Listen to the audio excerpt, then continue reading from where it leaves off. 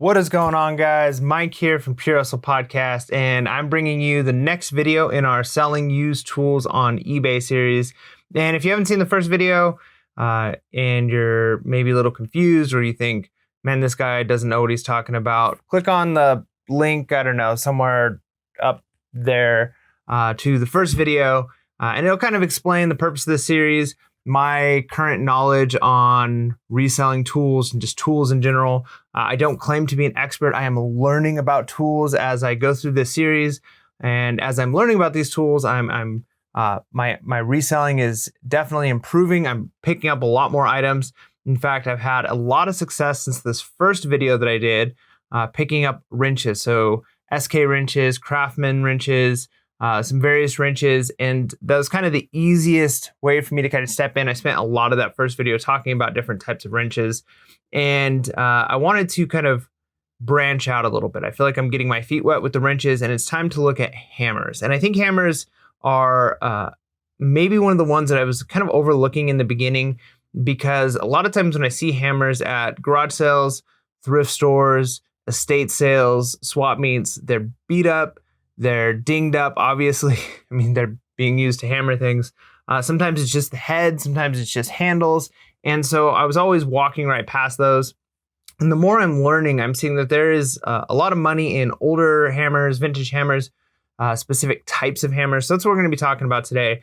And I kind of wanted to show these Bellow brands from the first video because even though these are just generic Bellow brands, these will kind of work for hammers too. And we'll talk about a few different brands that are on this list.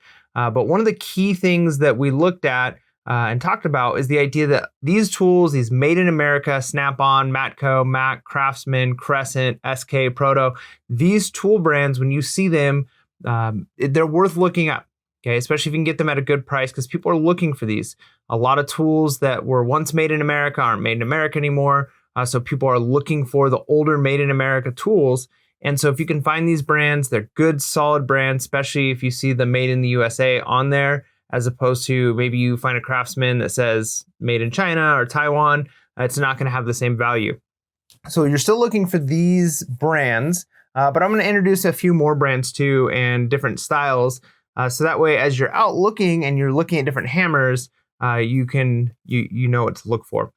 So the first thing I want to talk about are different types of hammers, and this is definitely not an exhaustive list, but this is some of the more common hammers that you might find while you're out and about. So the first one is kind of the traditional claw head hammer. This is what everybody uses when they get their first tool set.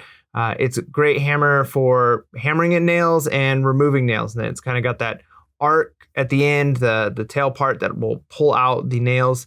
But one thing to notice about them is they're a little more curved at the end, and you'll see a similar one with the framing hammers, and they're a little bit lighter than some of the other hammers.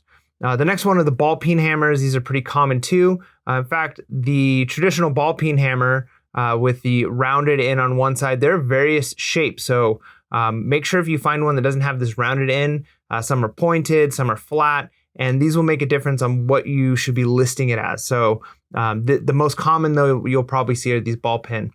There's also framing hammers, which are similar to the claw head hammers, except they're a little bit heavier. They're traditionally sometimes twice as heavy as the claw head hammers, and they don't have as much of a curve for the portion that would remove the nails. Sometimes they do, but for the most part, they're not as curved, and they're not as focused on removing nails. But if you see one that looks a little bit different than your traditional claw head, it might be a framing hammer, and so you can be sure to put that in your title. And then you have upholstery or tack hammers.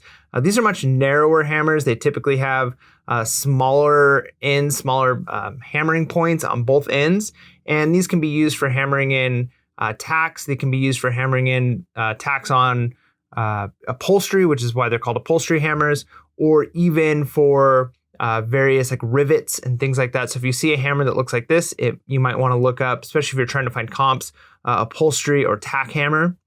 And then you have a tinner's hammer. And one of the things that make tinner's hammer unique, these are used for a lot of metalworking, maybe metal roofing. Where I'm at, there's a lot of construction workers. And so metal roofing isn't as common here, but in some parts of the country, metal roofing is. But you could still find these tinner's hammers. And one thing to kind of keep in mind with these other hammers, you see they have these wood handles. Tinner's hammers are usually forged with one piece of metal. So it's solid metal all the way through. It might still have the rubber handle, but it's going to be one solid piece. And this might be a keyword to put in if you're looking at comps or you're listing. And then finally, we have mechanics hammer. And these have a big flat end on one side and a more pointed, narrower end on the other side. And these are used a lot of times by car mechanics or people who are trying to hammer out dents and dings inside of cars. And so if you see these, that's probably what you're going to want to list. And one that I don't have on the list here, but is one that I've noticed that some of the highest sells on eBay have been, especially recently, are these, they're called dog's head hammers or maybe a blacksmith hammer. And these are much heavier hammers. They have a very long hammer head point that tapers out. So you can see it gets wider as it goes out. And I love looking at some of the listings, the way people listed these. We see one person put a bladesmith hammer. Right now, bladesmithing is, I don't want to say it's getting mainstream and popular, but there's that Forged in Steel, I think is the name of the show that's on Netflix. That's getting more popular. And so specific tools towards forgery, forging, I don't know if that's probably not the right way to say that. Forging, blacksmithing. Those types of tools are you're going to be able to list a little higher. And as you can see, these sell for pretty good money. So that's another style to be looking out for. Now, I gave you those Bellow brands that are very useful, things that you should be looking for, but another brand that I didn't have on there, and this is a good brand for various tool types, but I've noticed some of the highest priced and recently sold hammers on eBay have been Hart tools. So this is the one I'm showing right now is a Hart. This is a 25 ounce California framing hammer. So as you can see, it's not the claw hammer, it's the framing hammer. And this is made in the USA. That's a key phrase we're looking for. This had several bids on it. As you can see, 28 bids, sold for $169. And a lot of the hammers that I saw that were Hart brand were selling for a lot of money. So this is definitely a Bellow brand. Be looking for Hart. And notice that in the titling, they mentioned that it was a framing hammer. And so knowing the type of head that you have is going to make a difference. The next one that we have is an antique Stanley Sweetheart claw hammer. Now, Stanley can be a very good brand, especially when you see this Sweetheart. Now, you might not know what you're looking for if you didn't know to look for this, but if you see any tool, so it's not just hammers, various tools, they have them for some wrenches, they have them for planers, wood planers. If you see this little heart with the SW inside, this is their Sweetheart series, and these typically sell for a little bit more. Obviously, this is only sold for $22 plus shipping, so not a great amount, but it's just the hammer head, right? And it's not in great condition. It doesn't have the handle, and it still was able to sell for quite a bit of money. And so we want to be looking for that. We want to look for Sweetheart, and you could still pick this up, at a garage sale. Somebody's got it in a toolbox. You might be able to just say, hey, how much for this? $1, right? And this is a good flip, especially because it's easy to ship and you don't have to worry about anything breaking. And it's a pretty quick flip. Another brand that is really big, you should be looking for, this is one of the Bellow brands, but it's Proto, the Proto claw hammer. And again, this is just an old claw hammer, right? Like a traditional hammer. It's nothing special. It's not a unique style of hammer. It's just an older Proto hammer, and it sold for $74.99. And so, be on the lookout for these brands. And you can tell this isn't like a pristine hammer. This is the paint's chipped and worn. Now they put extremely rare in the title. I don't know exactly how rare this is. Like, I don't know if there's only like 1,000 of them ever made. But if it's an older hammer, you could probably put extremely rare and get away with that kind of titling because, it's older and people are looking for those brands. We also have another brand that you could be on the lookout for, and that brand is Plum. Plum is a good brand for a lot of tools if you see Plum brand. But here we have a lot of 3 Plum hammers. So these are vintage 3, 16-ounce Plum, leader curved claw hammers. So again, we just have the type of head they are. It's important to add that. And they sold as a lot for $75. Again, you might be at an estate sale, a garage sale, and be able to pick these up for a few dollars each if you're lucky. And even if somebody knows what they have and they know Plum's a good brand, even if they're asking $5, even $10 each, you're still going to be able to make a good amount of profit on a deal like this. So you want to be looking for Plum. Plum is a good brand. And another brand that wasn't on the Bellow list, but is a good brand for various tools, and again, hammers is another big one, is these Estwing tools. These are worth a lot of money too. And so again, we just have claw hammers. There's a lot of them. There's just 3 of them sitting here, and they sold for $56 plus $20 shipping. And they're old beat up hammers, right? Like these are the types of things that if you're at an estate sale or a garage sale that you can find in a toolbox sitting out in the garage, and you might be able to get a deal, especially if you're lotting them together with a lot of other tools, or you throw them in with some other things. People, if you always want to try and lot them together and say how much for the 3, but even if they want to give you individual prices, if you're not paying more than $5 a hammer here, you're still making a decent profit.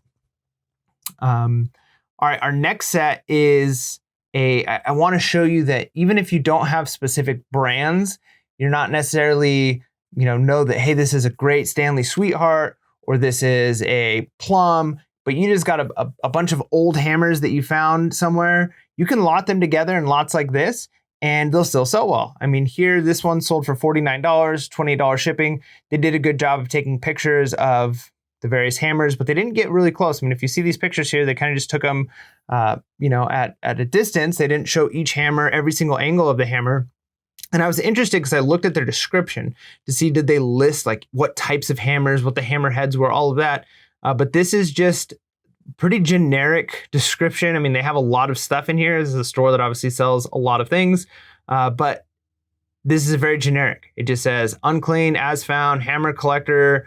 Some of these are damaged. You get what's shown. Please see the pictures for parts. So they didn't even do a lot of research and comps to see what hammers made, what years they were made. Sometimes I think that's a barrier for entry for some of us, is we think we need to know everything about the different brands, when it was made, what type of head, and those things are going to help. But if you get a whole lot of tools at a garage sale or at a estate sales, or over time, over the next few months, you're collecting one here, one there, you're getting them for $1 a piece, and next thing you know, you've got 10 of them. You can just lot them together and you might still do well, because maybe somebody's looking for a specific one, or maybe people restore. Sometimes people restore old tools. They just want the collection. They want the way they look. So even if you don't do a lot of research, you can still do well with these.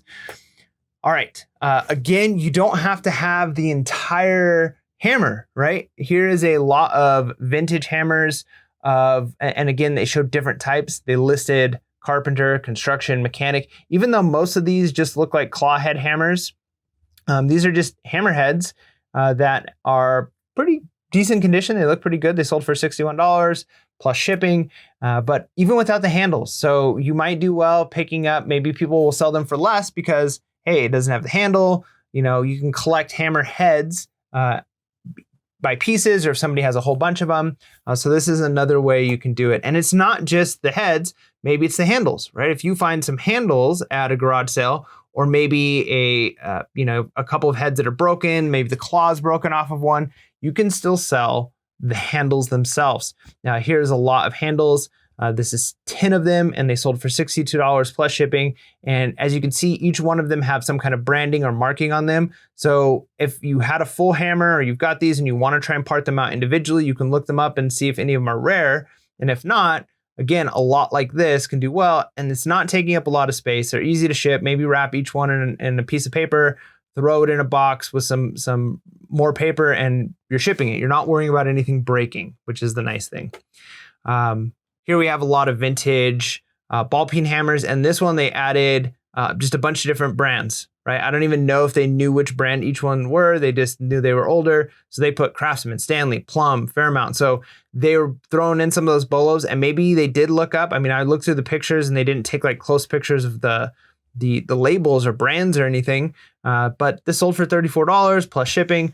So if you're finding them as you go and you're picking them up for $1 or $2 a piece, so unless you find a really rare one that you're willing to spend $10, $20, $30 on, if you can get a hammer for a couple of bucks and you start collecting them over time and you got a pile of them, just throw them in a lot, kind of like we did with our Lego video, which you can watch here.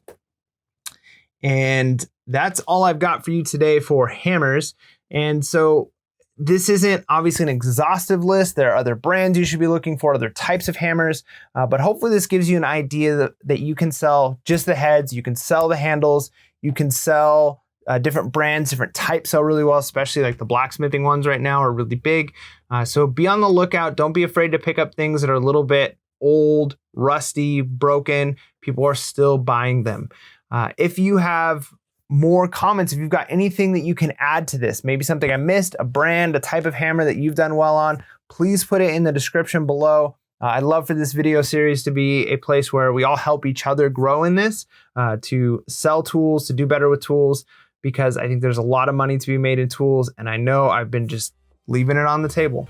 So thank you guys for watching. And again, hit the like, subscribe, hit the bell notification, comment below, and let me know maybe in the comments what you'd like to see next in the tool series. Peace.